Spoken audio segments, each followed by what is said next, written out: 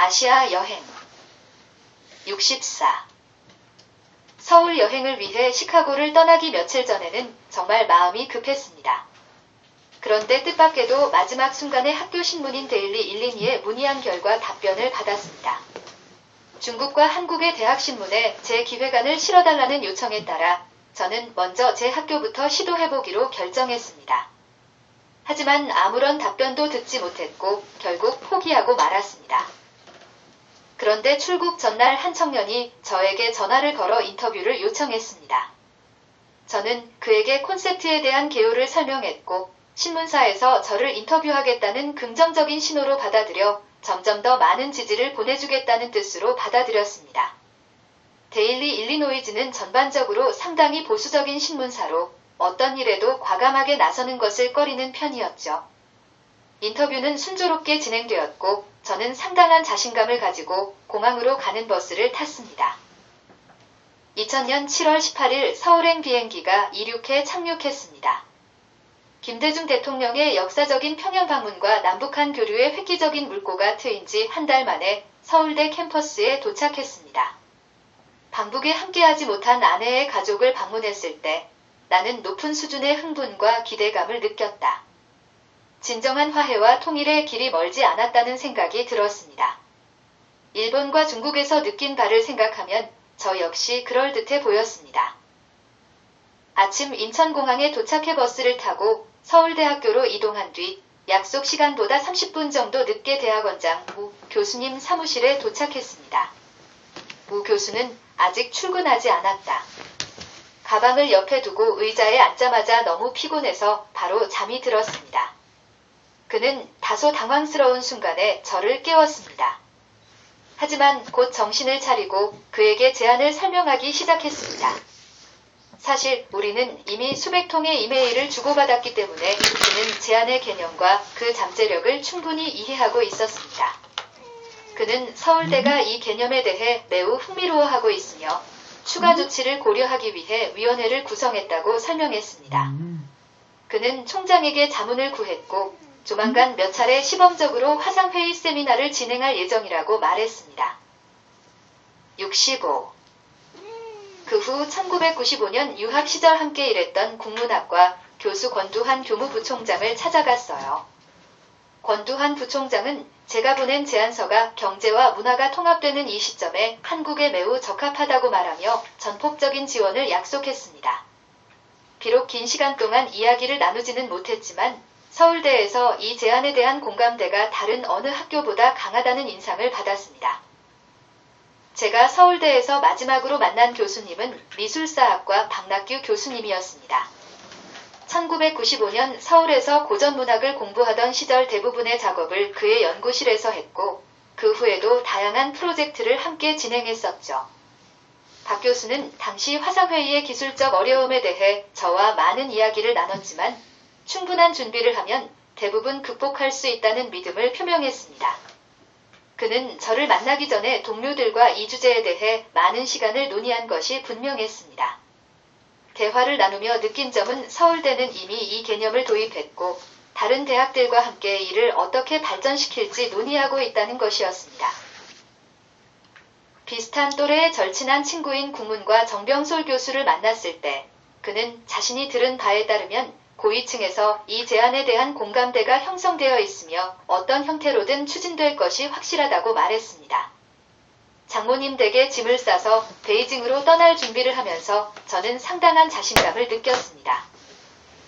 베이징대 교수 기숙사에 작은 방을 예약하고 캠퍼스를 돌아다니다 우연히 만나는 사람에게 나눠줄 중국어로 된 제안서 20부를 준비했습니다. 서울행 아시아나 항공 비행기에 자리를 잡자마자 옆자리에 앉은 중년 남성이 매우 열정적으로 저와 대화를 나누기 시작했습니다. 그는 자신이 칭화대학교에서 컴퓨터공학과를 가르치는 교수라고 설명했습니다. 그는 제가 베이징을 방문하는 이유를 물었고 저는 설명하려고 노력했습니다. 그 과정에서 저는 제 제안에 대해 언급했고 그는 끝도 없이 매료되었습니다. 칭화대는 베이징대의 주요 라이벌이자 강력한 기술 프로그램을 보유하고 있기 때문에 저는 이미 전부터 칭화대에 제안할 생각을 하고 있었습니다. 저는 그에게 제안을 말했고 그는 흥분한 표정을 지었습니다. 그는 66.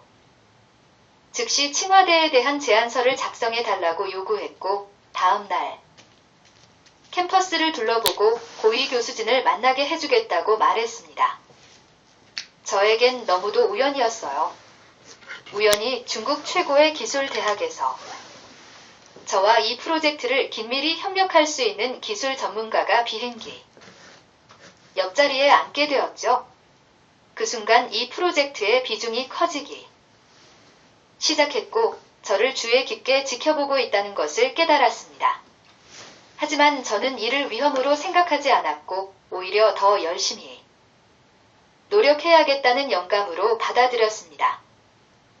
북경대에서의 실제 만남은 조금 더 제한적이었습니다. 국제학술교류처에서 여러 관리자를 만났습니다. 그들은 상당히 사려 깊었지만 이 문제에 대해 어떤 결정을 내릴 수 있는 입장은 아니었습니다. 저는 원격 교육 프로그램의 허우 교수와 더 많은 시간을 보냈는데 그는 어떤 접근법을 사용할 수 있을지 의미 있는 질문을 던졌습니다.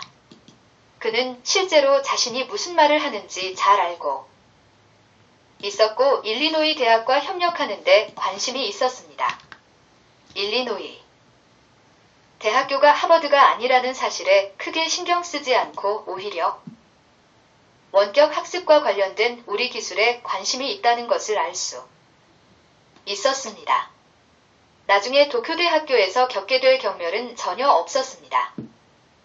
민 부사장은 당시 저 같은 사람을 만나는 것이 부적절하다고 생각했는지 만나지 않았습니다.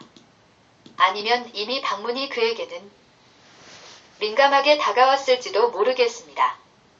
저와 가장 가깝고 처음부터 저를 가장 지지해주셨던 옌샤오탕 교수님도 만나지 못했습니다. 옌 교수는 일본과 중국 문학을 비교 연구하는 온화한 학자였고 이전에도 여러 번 만난 적이 있었습니다. 옌 교수는 베이징에 있는 동안 야후를 통해 읽을 수 있었던 매우 이례적인 이메일을 보내주었는데 그 이메일에서 그는 대학이 어떤 결정을 내릴지 모르지만 개인적으로 국제협력을 위한 저의 제안에 동의하며 저를 지원하겠다고 말했습니다. 중국인 교수, 특히 학장이 보낸 그런 편지는 매우 이례적인 일이었고 그토록 이른 시기에 저에게 깊은 감명을 주었습니다. 그 후 이메일의 사본을 기록으로 남겨두지 못한 것을 후회했습니다. 하지만 누가 알겠습니까? 많은 이메일이 나중에 이상하게도 사라져서 여행이 67. 세부사항을 재현할 수 있는 방법이 제한적이었으니까요. 하지만 일본에서 보낸 이메일은 대부분 살아남았습니다. 저는 오키나와 나고에서 열린 G8 정상회의 둘째 날인 7월 22일 도쿄에 도착했습니다. 진정한 의미에서 모든 것이 제게 맞춰지고 있었습니다. 아시아 경제 통합의 중요성과 중국과의 협력은 최근 남북 정상회담과 더불어 언론의 중심 화두였습니다. 일본 신문은 G8 정상회의 이후 어떤 협력이 가능할지에 대한 논의로 가득했습니다. 저는 아시아가 G8 정상회의 논의의 초점이었음에도 불구하고 중국 의장이 초대받지 못했다는 사실에 충격을 받았습니다.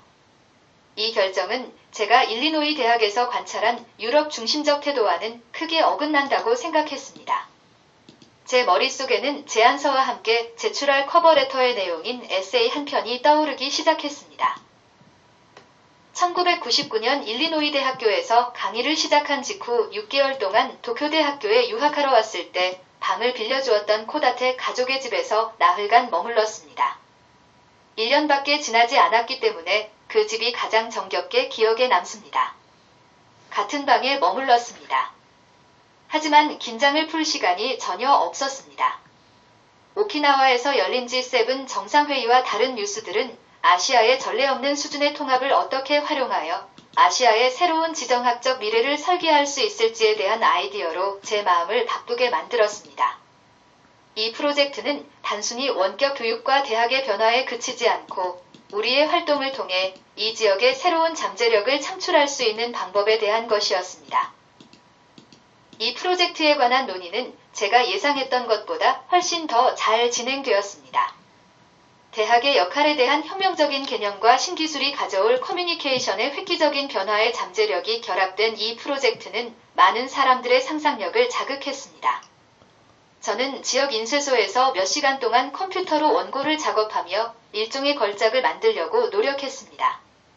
신문을 읽고 인터넷에서 사실을 확인하고 인터넷 교육 제안이 어떻게 아시아의 다음 단계 통합과 연결되고 일본이 새로운 리더십 역할을 할 수 있는지에 대한 복잡한 논거를 만들었습니다. 저는 남북 정상회담, 중국의 WTO 가입 가능성, 기술이 사회에 미치는 영향에 대해 설명했습니다. 또한 중국을 배제한 G7을 68. 비판하며 일본이 이웃 국가들을 더 진지하게 받아들일 필요가 있다고 제안했습니다.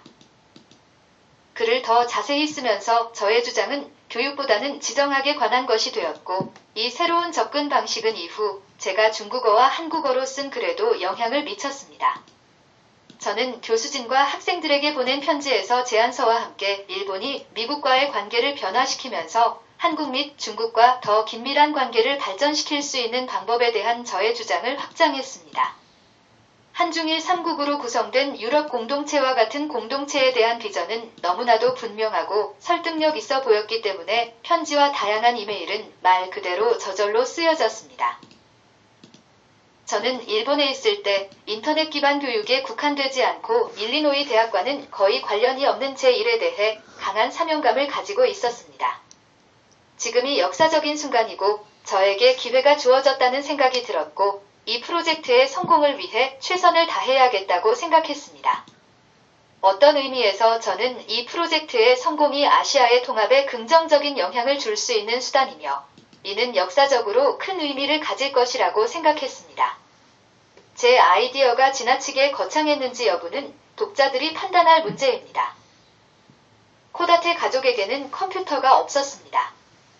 저는 근처에서 시간 단위로 컴퓨터를 빌려주는 컴퓨터 센터를 찾아 그곳에서 편지, 이메일, 기타 작곡 작업을 하며 많은 시간을 보냈습니다.